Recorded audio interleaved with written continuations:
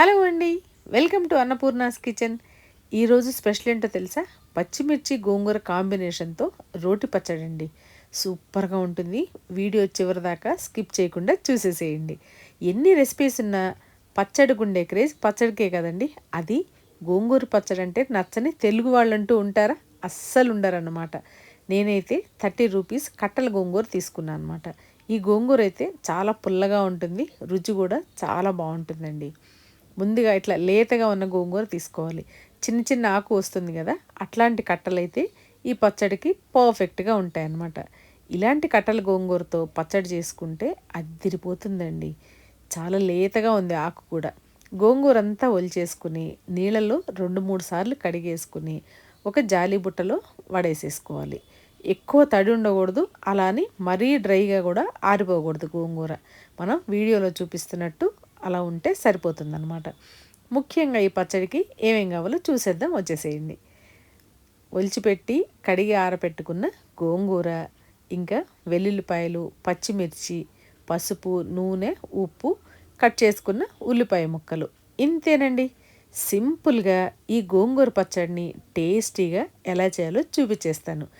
ఈ స్టైల్లో చేశారనుకోండి, మీ ఇంట్లో వాళ్ళు ఒక్క ముద్ద కూడా వదలకుండా తినేస్తారనమాట. అంత రుచిగా ఉంటుంది. వీడియో స్కిప్ చేయకండి, మళ్ళీ చెప్తున్నాను. ముందుగా ఒక ప్యాన్లోకి ఆయిల్ వేసేసుకోండి. మరి కాస్త ఆయిల్ వేసుకోండి. రోటి పచ్చడికి కొంచెం ఆయిల్ ఎక్కువ పడితే బాగుంటుందన్నమాట. పచ్చిమిర్చి వేసేసుకుని ఇంకా మనం ఒలిచిపెట్టుకున్న వెల్లుల్లిపాయలు కూడా వేసేసుకోండి. ఒక 2 వెల్లుల్లిపాయలు ఇలా ఒలిచిపెట్టుకున్నాను అనమాట. వెల్లుల్లిపాయ ఫ్లేవర్తో పచ్చడి చాలా బాగుంటుందండి. ఇలా పచ్చిమిర్చి, వెల్లుల్లిపాయలు ఒక్క 2 నిమిషాలు వేయించేసి ప్యాన్లోకి పక్కకు జరిపేసుకోండి.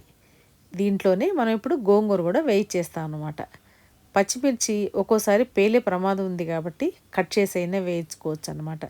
2 ముక్కలు చేసి వేయిస్తే అప్పుడు పచ్చిమిర్చి పేలదు. ఈసారి ట్రై చేసినప్పుడు అలా చేసి చూడండి. ఇలా పక్కకి తీసేసుకుని మిగిలిన ఆయిల్లోకి మనం కడిగి ఆరబెట్టుకున్న గోంగూర ఉంది కదా, గోంగూర వేసేసుకోండి. గోంగూర కూడా కొంచెం మగ్గాక అప్పుడు 2 కలిపి ఫ్రై చేసేసుకోవచ్చు అనమాట. మరీ ఉల్లిపాయలు, వెల్లుల్లిపాయలు ఎక్కువ ఫ్రై చేసుకోకుండా ఈ పచ్చడి చేసుకుంటే చాలా బాగుంటుందండి. ఈ గోంగూరలోకి పచ్చుల్లిపాయల ఫ్లేవరే చాలా రుచి వస్తుందన్నమాట. గోంగూరని కొంచెం వడిలాక ఇప్పుడు 2 కలిపేసుకోవచ్చు అనమాట. ఇప్పుడు కొద్దిగా పసుపు వేసేసుకోండి. గోంగూర 2 నిమిషాల్లో మగ్గిపోతుందండి. ఈ పచ్చడి రుచి అయితే వేరే లెవెల్ అన్నమాట. అంత అద్భుతంగా ఉంటుంది. మీరు కూడా ఈ వీడియో పూర్తిగా చూసి తప్పకుండా ట్రై చేయండి. ఎలా వచ్చిందో మీ ఇంట్లో వాళ్ళు ఏం కమెంట్ పెట్టారో నాకు చెప్పేసి నా కమెంట్ సెక్షన్లో కమెంట్ పెట్టేసేయండి. ఇలా 2 కలిపి చక్కగా మగ్గిచ్చేసుకుని ఈ పచ్చడి అన్నంలోకి చాలా బాగుంటుంది. చపాతీల్లో కూడా ఇంకా బాగుంటుందండి. జొన్న రొట్టెల్లోకి అయితే అద్దిరిపోతుందన్నమాట. తప్పకుండా ట్రై చేసి చూడండి.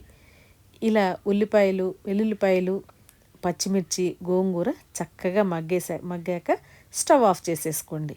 దీన్ని చల్లారాక మిక్సీ జార్లోకి వేసేసుకుని రుచికి తగినంత ఉప్పు వేసేసి జస్ట్ పల్స్ ఇవ్వండి అంతే.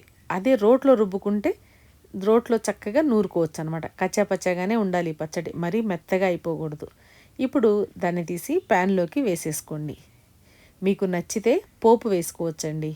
పోపు వేయకపోయినా రుచి చాలా బాగుంటుంది. ఎందుకంటే మనం గోంగూర వేయించేటప్పుడే మరి కాస్త నూనె వేసాం కదా, అందుకోసం. ఇప్పుడు కట్ చేసి పెట్టుకున్న ఉల్లిపాయ ముక్కలు వేసేసుకుని చక్కగా ఇలా చేత్తోనే కలిపేసేయండి.